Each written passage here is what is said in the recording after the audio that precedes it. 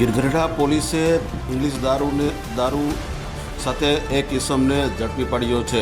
પ્રાપ્ત માહિતી અનુસાર ગિરગઢડા તાલુકાના બાબરિયા નજીક ગિરગઢડા પોલીસને ખાનગી રૂપે બાતમી મળી હતી કે ગિરગઢડાના બાબરિયા નજીક એક કાર દારૂ ભરીને પસાર થઈ રહી છે। બાતમી મળતા ગિરગઢડા પોલીસે વોચ ગોઠવી હતી। વોચ ગોઠવતા આ એક ઇસમને ઇંગ્લિશ દારૂ સાથે કાર સાથે ઝડપી પડ્યો, જ્યારે બે ઇસમોનું નામ ખુલ્યા છે।